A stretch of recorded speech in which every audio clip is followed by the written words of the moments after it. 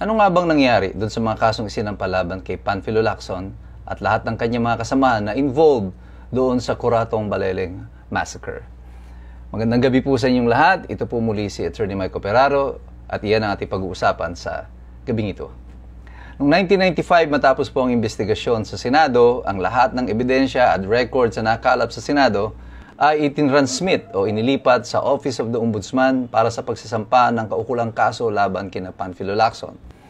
Matapos po ang ilang buwan ng pag-aaral ng Ombudsman, nagsampa po sila ng 11 counts of murder against kay Panfilo Lacson at sa kanyang mga kasamahan. Pero bago pa man po makapag-issue ng warrant of arrest ang Sandigan Bayan, nag-file na po ng maraming mga motion ang abogado ng depensa o nila Panfilo Lacson na una ay kinu-question po nila ang jurisdiksyon ng Sandigan Bayan at kasama din po dito ang kanilang request na ibalik sa Ombudsman ang kaso upang magkaroon pa ng further investigation. Kinatigan ng Sandigan Bayan ang motion na ito ng depensa nila Panfilo Lacson na ibalik sa Ombudsman at pag-aralan na muli ang kanyang kaso. Matapos po ang ilang buwan na pag-aaral ng Ombudsman, ibinalik nila sa Sandigan Bayan uli ang kaso, subalit sina Panfilo Lacson ay hindi na mga principals by direct participation. Sila na lang po ay naging mga accessory. Ibig sabihin, bumaba ang demanda laban sa kanila. Hindi na po sila yung diretsong may partisipasyon sa pagpatay, kundi nagamit na lamang sila, accessory, doon sa pagkakapatay. At dahil po dito, kahit na may kaso sila, ay pinayagan sila na may karapatan silang magpiyansa. Subalit ang kanilang ibang mga kasamahan na involved doon mismo sa operasyon na kung saan may mga namatay, sila po ang naging principals by direct participation. At kailangan silang makulong.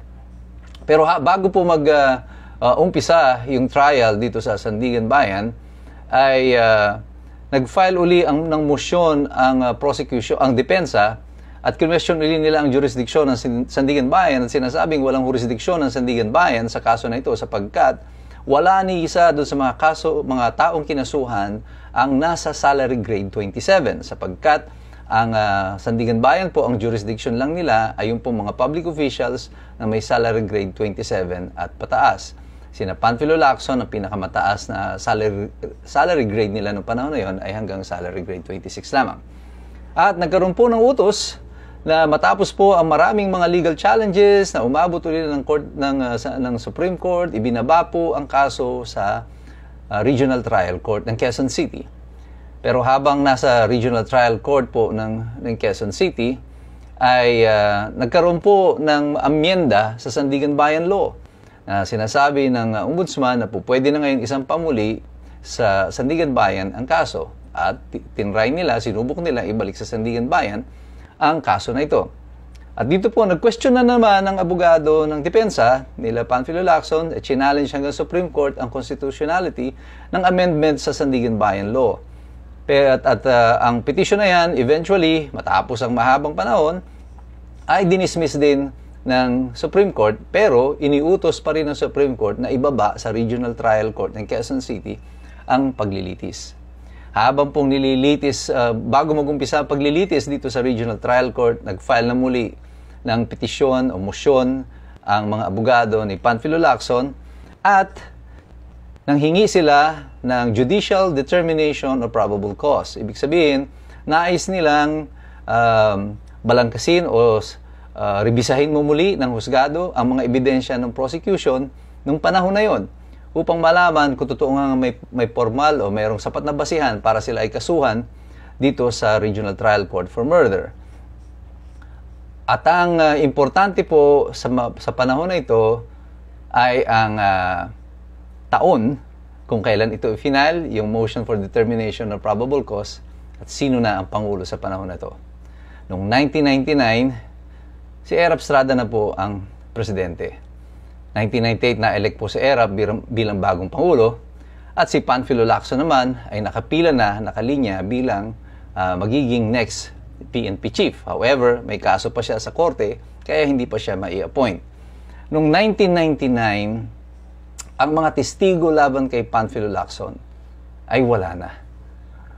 Kaya nag-file sila ng motion for determination of probable cause. Kasi pag in-evaluate ang ebidensya at papatestiguhin yung mga testigo, para laban kina Panfilo Lacson, wala na silang makakita. Anong nangyari sa mga testigo? Bago pa po mag-umpisa ang trial nito, may lumabas na noon na artikulo sa dyaryo at nagsiwalat itong si SPO2 Eduardo de los Reyes na meron na mga lumalapit sa kanya, ang mga mayayaman ng mga Chinese businessman na nag-aalok sa kanya ng tulong pinansyal upang huwag niyang masyadong diinan si Panfilo Lacson. Yan po ay nasa dyaryo at actually ako'y inutusan noon ni Senator Rocco na hanapin itong nare-report na tao na ito na sinasabing nag-alok ng pabuya o ng financial compensation kay Eduardo de los Reyes para lang huwag niyang masyadong diinan sa kanyang pagtestigo. At yan po ikukwento ko sa inyo sa hiwalay pa na serye nitong ating kwento tungkol sa Kuratong Baleleng. Subalit nung 1999 na yon, wala na po si SPO2 de los Reyes at siya po ay napunta na sa Amerika, nag-migrate na po siya sa Amerika. Si Corazon de la Cruz ay umalis na rin sa kustodiya ng NBI at napag-alaman namin na siya ay napunta na sa Amerika at nag-migrate na rin kasama ang kanyang pamilya. Ang ilan pa mga testigo ay nagsialis na rin under the Witness Protection Program at wala nang natira sa kanila na magtetestigo laban kina Panfilo Lacson. May kaugnayan ba ang pagkaka-elect ni Erap Estrada sa issue na ito kung bakit nawala yung mga testigo at isa-isa silang nagsibitaw doon sa kaso? Well, your guess is as good as mine. At sino ang nag-finance dito sa paglipad nila SPO2 de los Reyes at ni Corazon de la Cruz sa Amerika at sa Canada? Well, again, your guess is as good as mine. But the fact of the matter is, in 1999, when the case was dismissed, inappoint na po si Panfilo Lacson bilang hepe ng Philippine National Police. At dito na po gumulong na muli ang storya ng karera ni Panfilo Lacson under kay Erap Estrada. At nagumpisa ang marami pa mga kontrobersiya at mga issue. At dito na nga po sumulpot ang issue ni Dacer at ni Corbito na pinaslang sa panahon na ito na nadawit din ang pangalan ni Panfilo Lacson at ni Michael Ray Aquino. Ang biglang pagsulpot ni Chavit Singson bilang testigo laban kay Erap Estrada na naging nagbunsod ng pagpa-file ng impeachment complaint laban sa kanya at ang makasaysayang EDSA 2. Lahat ng ito nagkaroon ng papel, partisipasyon si Panfilo Lacson. Kaya tayong lahat, lagi tayong magmasid, lagi tayong mag-aral. Hindi lahat ng ating nakikita on its face value ay totoo. Kailangan saliksikin natin ito, pag-aralan natin ito, sapagkat mahirap makialam ang taong walang alam. God bless you, God bless us all. Mabuhay ang Republika ng Pilipinas.